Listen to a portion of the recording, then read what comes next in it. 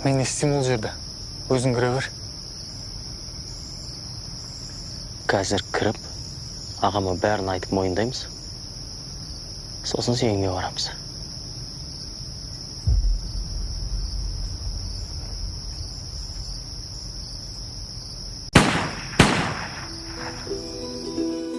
YouTube блокирует это видео из-за нарушения авторских прав. Видео можно посмотреть по ссылке в первом закрепленном комментарии. Neige se soit calmée. J'ai cherché sur divers sites web pour trouver des rapports météorologiques indiquant que c'était maintenant sûr de se déplacer dans la ville. Et la ville. J'ai échangé des coordonnées avec Georgina et Harold, les remerciant pour tout l'amour et les soins qu'ils nous ont montrés. Il n'y a pas besoin de nous remercier. Nous avons juste fait ce qui était juste. N'importe qui, avec la moitié d'un cœur, aurait fait la même chose. S'il vous plaît, laissez-moi vous accompagner chez vous. Harold et Georgina nous ont accompagnés à la résidence et, oh mon Dieu, nous avons trouvé Lucien et Rebecca assis confortablement sur le porche avant, comme si Freddy et moi étions sur le point de mourir la veille. Je suis sorti de la voiture et j'ai commencé à perdre les pédales. Qu'est-ce qui ne va pas chez vous, les gens? Comment pouvez-vous nous laisser là? Tu nous ralentissais et nous voulions voir la cascade gelée. Est-ce que tu plaisantes? Freddy aurait pu mourir la nuit dernière. Tu t'en fous, vous, Lucien? Pour être juste, tu aurais pu simplement rester à la maison si tu n'étais vraiment pas prêt pour cette aventure. Je jure devant Dieu, à ce moment-là, ma vision est devenue rouge. J'étais prêt à attaquer, à donner des coups de pied, à crier et à hurler pour que le monde entier entende à quel point ces gens étaient horribles.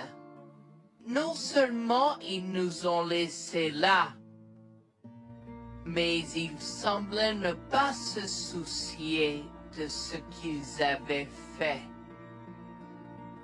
C'était presque comme s'ils essayaient de nous tuer. Avant que je ne puisse lancer une série d'actions et de mots qui ne pourraient pas être repris, Harold m'a retenu, me disant de me calmer, car Freddy était toujours dans la voiture avec Georgina. En assistant à toute cette scène, il m'a fallu un moment pour me calmer. Mais même si j'avais calmé, j'étais toujours agressif et argumentatif. Vous nous avez laissés là. Nous aurions pu mourir, Lucien. Tu t'en fous de ça? Tu t'en fous que ta mère ait essayé de nous tuer? Ne sois pas dramatique, Noémie. Elle n'essayait pas de faire ça.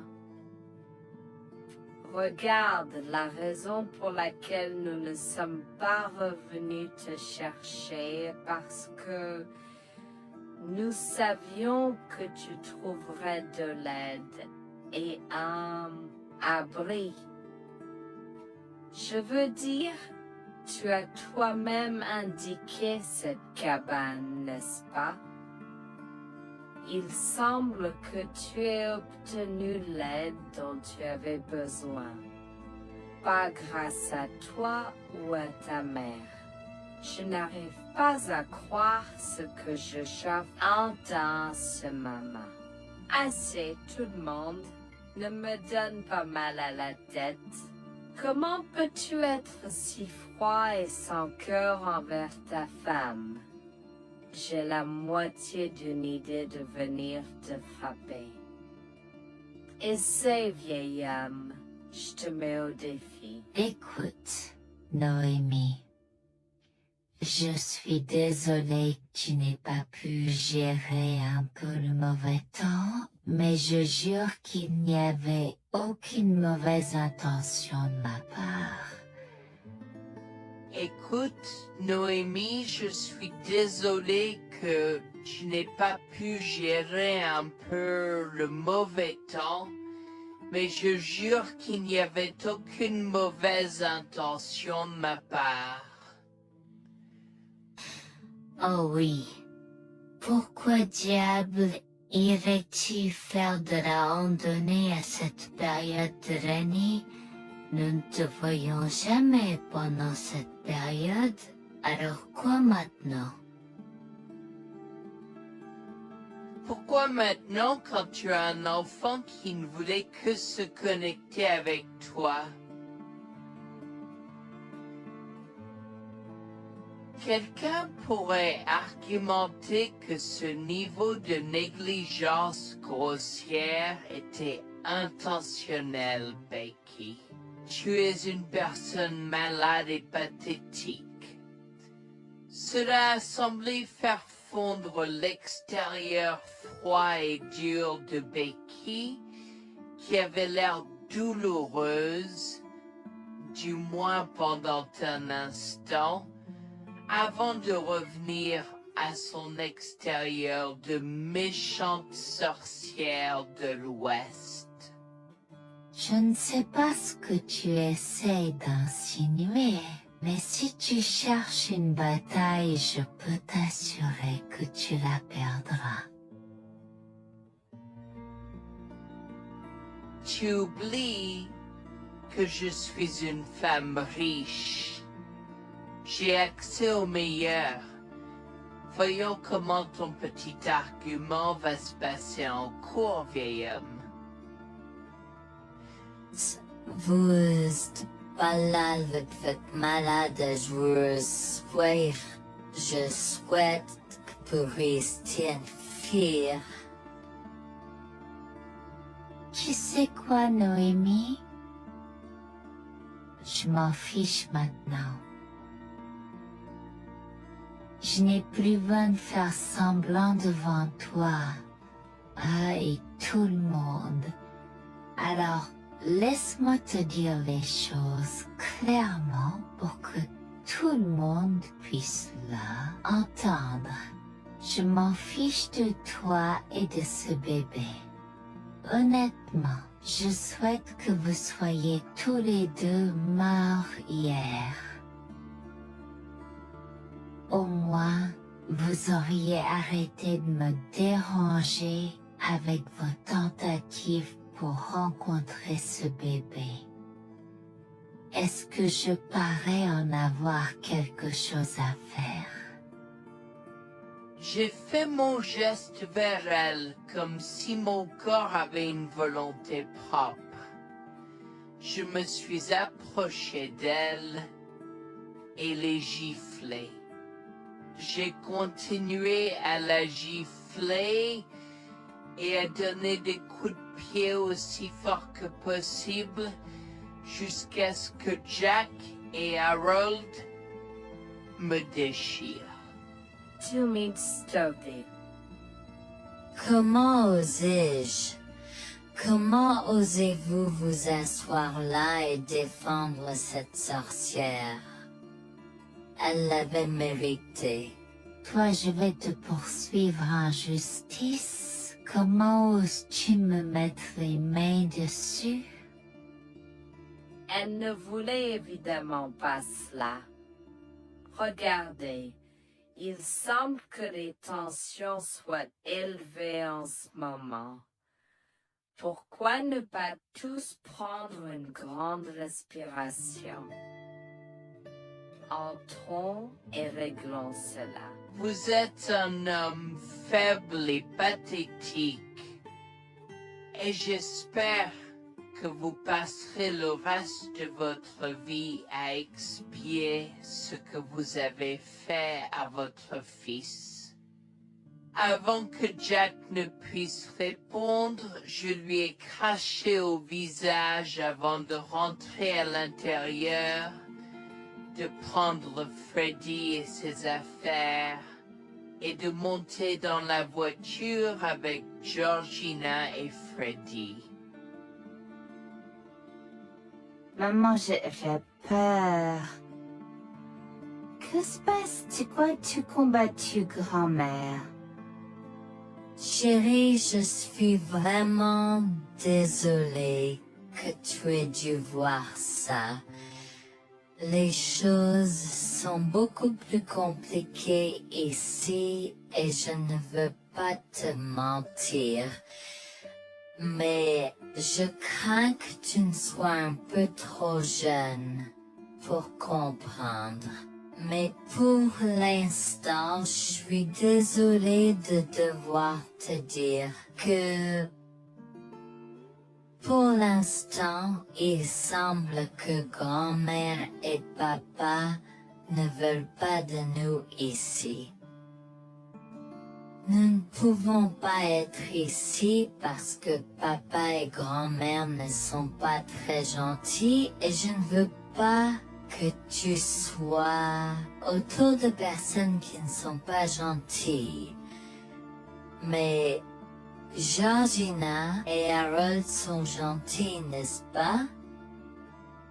Oui, j'aime Georgina et Harold. Harold et Georgina peuvent-ils être mes grands-parents? Oh mon Dieu, mon petit enfant, tu me fais pleurer. Bien sûr, je peux être ta grand-mère. Oh mon Dieu, mon petit enfant, tu me fais pleurer. Bien sûr, je peux être ta grand-mère. Je serai toujours ton ami et je te promets de prendre soin de toi si tu as besoin de moi. Harold a pris la voiture et nous a emmenés à un hôtel où nous avons pu nous reposer et nous remettre de nos émotions, mais malheureusement tout l'événement était un peu trop difficile à gérer. J'y avais très peur pour l'avenir Board of Dew, tant Freddy que moi, car cela signifiait le divorce. Mais j'avais peur, Bertie, qu'ils obtiennent la garde de Freddy. Décidé de parler au gymnase et ses propos de la question une fois que Freddy s'était endormi. Que vais-je faire? Je vais aller en prison? Nonsense. Cette sorcière ne portera pas plainte. Et si elle le faisait, elle ne le fera pas. Car nous avons des preuves de sa conspiration pour commettre un meurtre. Comment? Nous sommes toujours préparés, chérie. Nous avons secrètement enregistré toutes les preuves. Maintenant, vous pouvez emporter cet enregistrement avec vous et l'utiliser contre votre mari et belle-mère au tribunal. Vous êtes des anges déguisés. Comment avez-vous fait ça? Quand? Comment? Chut, mon enfant, ne t'inquiète pas de tout ça. Écoute simplement l'enregistrement audio. Nous avons écouté Et effectivement, toutes les preuves avaient été enregistrées, y compris la partie où j'ai attaqué physiquement sa mère. Maintenant, ils vont me faire pour coups et blessures. Oh mon Dieu, pourquoi je fais ça? Maintenant. Bonjour, je m'appelle Jeanne et j'ai 37 ans. Je rédige ceci parce que l'année dernière a été très difficile pour moi et mon mari Jules. Nous avons beaucoup progressé depuis cet incident et je veux juste partager cette histoire pour aider quiconque pourrait se trouver dans une position similaire. Laissez-moi d'abord vous raconter comment j'ai rencontré mon mari, adorable. Tout a commencé de la manière la plus inattendue, dans un hôpital. Jules et moi nous sommes retrouvés à passer une longue nuit devant la salle d'urgence remplie d'inquiétude et incapables de partir. Jules était là parce que sa sœur avait eu un grave accident de voiture alors que ma mère a souffert d'une crise cardiaque. Dans cet espace partagé d'inquiétude et d'incertitude, nous avons trouvé du réconfort dans la présence de l'autre. Nous avons parlé facilement, découvrant un terrain d'entente et une compréhension réelle. Comme nous avons réalisé que cela prendrait un certain temps avant d'avoir des nouvelles des médecins, nous avons décidé de faire une pause et de prendre un café au café de l'hôpital. Nous ne savions pas que ces rencontres fortuites allaient changer nos vies à jamais. Au fur et à mesure que la nuit se transformait en aube, nous avons échangé des numéros avant de nous séparer à contre-sœur. Pendant que la condition de ma mère se stabilisait et qu'elle commençait sa convalescence, la sœur de Jules faisait face à un voyage plus difficile. L'accident l'avait laissée avec de graves lésions de la moelle épinière et des blessures cérébrales, et elle était paralysée de la taille aux pieds. Jules était dévasté, partagé entre le soulagement qu'elle ait survécu et la tristesse face aux défis qu'elle allait maintenant affronter. Au cours des mois suivants, Jules et moi sommes restés en contact, nous nous soutenons émotionnellement pendant les convalescences de nos proches. Nos conversations ont progressivement changé, nous permettant de partager nos espoirs, nos rêves et nos peurs. Dans l'un de ces échanges sincères, Jules a eu le courage de m'inviter à prendre un café, un rappel significatif de l'endroit où notre connexion avait d'abord fleuri. Notre amour a grandi rapidement, alimenté par la fondation que nous avons construite pendant nos moments les plus sombres. Welfare vers l'identité de l'autre et avons avoir réfléchi. Cela n'a pas pris longtemps pour que nous réalisions que nous avions trouvé quelque chose de vraiment spécial. Après 2 ans de fréquentation, Jules m'a demandé en mariage. Avec une joie débordante, j'ai dit oui avec enthousiasme. Notre mariage était une petite et intime célébration, honorant l'amour qui est né de nos épreuves partagées. À ce moment-là, la sœur de Jules avait besoin de soins spécialisés, et il, étant le membre de la famille le plus proche, a pris la responsabilité. Cependant, il avait également besoin d'un travail temps plein pour gérer les factures qui s'accumulaient. Inquiète qu'il soit accablé, Jules a travaillé sans relâche pour subvenir aux besoins de sa sœur et de notre avenir ensemble. Un jour, je l'ai assis et l'ai rassuré en lui disant que nous étions une équipe faisant le défi de la vie ensemble. Chérie, j'ai besoin de te parler de quelque chose d'important. S'il te plaît, prends place. De quoi s'agit-il? Tu as l'air sérieuse, tout va bien? D'une certaine manière, non. Je t'ai vu lutter pendant un certain temps maintenant. Tu sais que tu peux me demander de l'aide, n'est-ce pas? Bien sûr que je le sais. Je ne veux juste pas t'imposer mes problèmes, tu sais. Mon chéri, nous sommes une équipe. Je veux que tu te souviennes toujours de ça.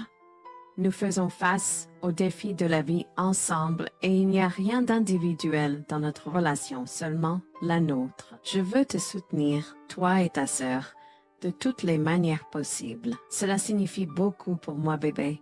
Tu as été incroyable tout au long de tout cela. Je ne sais pas ce que je ferais sans toi. C'est exactement pourquoi je voulais en parler. J'ai réfléchi à la prise en charge d'Abby et à l'impact que cela a sur ton travail. Et si nous envisageons de la placer dans une maison de retraite? Et avant que tu ne poses la question, je connais une bonne où ma grand-mère était vraiment heureuse.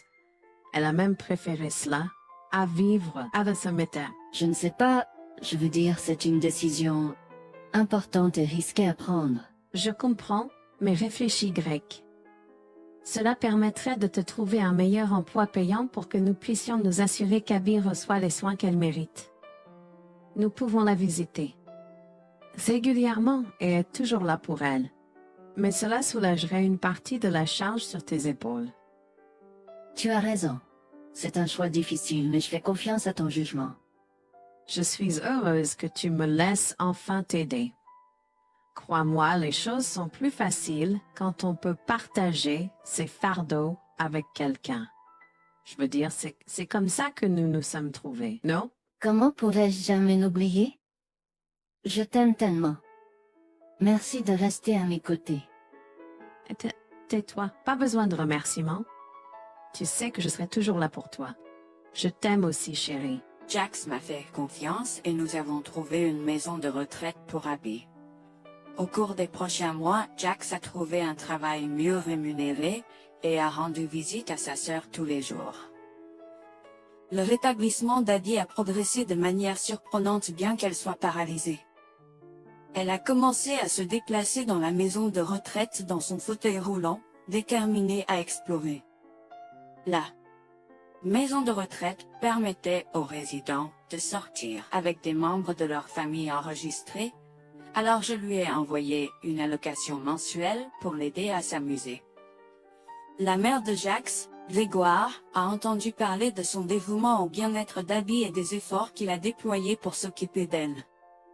Grégoire est venu à notre domicile, les larmes aux yeux, pour exprimer à quel point il était fier de son fils, Orap. Mère, pourquoi pleures-tu? Qu'est-ce qui ne va pas? Je veux juste que tu saches à quel point je suis fier de toi, Jules. Tu as montré une telle force et compassion en prenant soin d'Abby. Je ne pourrais pas être plus fier d'avoir élevé un fils aussi merveilleux. Eh bien, merci, mère. Je fais juste ce que je peux pour Abby. C'est pas facile, mais je l'aime et je veux m'assurer qu'elle va bien. Tu as fait plus que suffisamment, mon chéri. Je ne veux pas que tu portes ce fardeau seul. Je veux prendre le relais et rendre visite à Abby plus fréquemment. Tu dois te concentrer sur ton travail et ta propre vie. Abby sera bien prise en charge. Fais-moi confiance. Eh bien, ce n'est pas comme si je l'avais fait seule. Jeanne a été à mes côtés, me soutenant à chaque étape du chemin. Nous sommes une équipe et nous sommes tous les deux engagés dans le bien-être d'Abby. Oh, je sais que Jeanne a été là, mais tu as fait tellement, Jules. Il est temps que tu priorises ta propre vie et ta carrière. Abby sera entre de bonnes mains. Fais-moi confiance. D'accord, mère, si tu es sûre de toi, alors j'accepterai. Mais je veux que tu saches que c'était un plaisir de prendre soin d'Abby et que je serai toujours là pour elle, quoi qu'il arrive. Je t'apprécie, Jules, mais il est temps pour toi et Jeanne de vous concentrer sur vos futurs. Fais-moi confiance, ce sera pour le mieux. D'accord, mère, si tu crois que c'est la bonne chose à faire, alors j'irai avec. Promets juste de bien t'occuper d'Abby.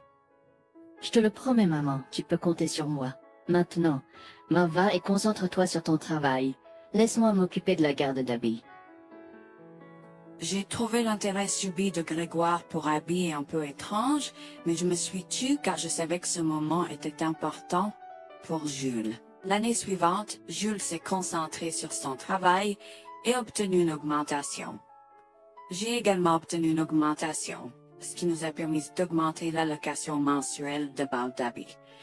Grégoire a tenu sa promesse, mais il y avait un piège. Il a toujours insisté pour que nous restions occupés par le travail et nous a rappelé à quel point Abby était heureuse avec plus d'argent. Il nous a grondé si nous voulions la visiter et a prétendu qu'il savait ce qui était le mieux pour elle.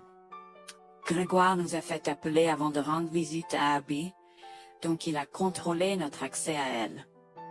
En conséquence, nous l'avons vue de moins en moins, mais nous avons continué à lui envoyer l'allocation chaque mois. Je me sentais mal à l'aise par la situation. L'attitude possessive et le comportement contrôlant soudain de Grégoire m'inquiétaient. Il semblait toujours avoir des excuses lorsque Jules avait besoin d'aide avec Abby dans le passé.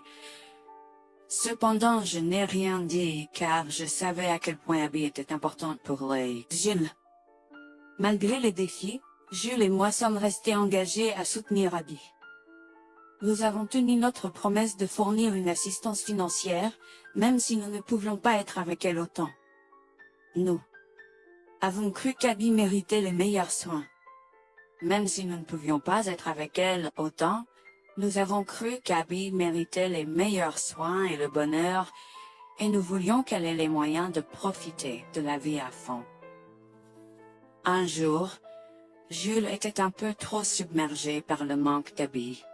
Nous nous étions tous les deux beaucoup impliqués dans le travail et n'avions pas eu le temps de lui rendre visite.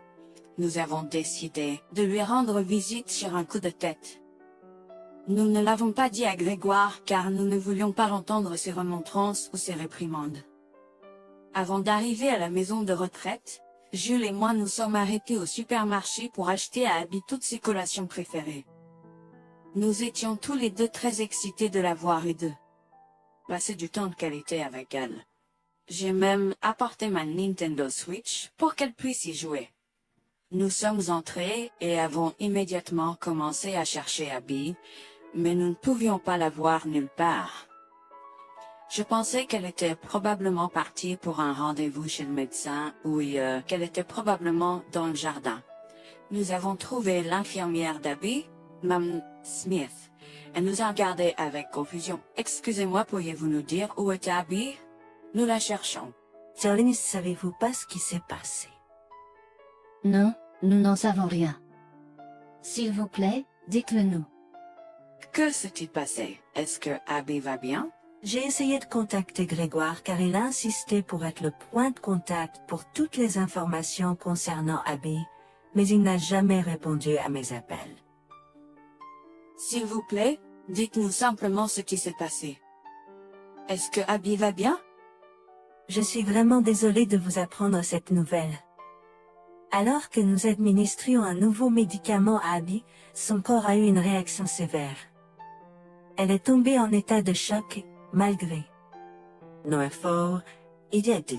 Quoi? Quand cela s'est-il produit? Cela s'est produit il y a 2 mois. 2 mois? Comment cela est-il possible? Pourquoi n'avons-nous pas été informés?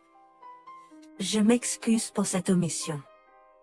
Nous essayons de joindre Grégoire comme il l'avait demandé, mais il semble qu'il n'a jamais reçu nos appels. C'est incroyable.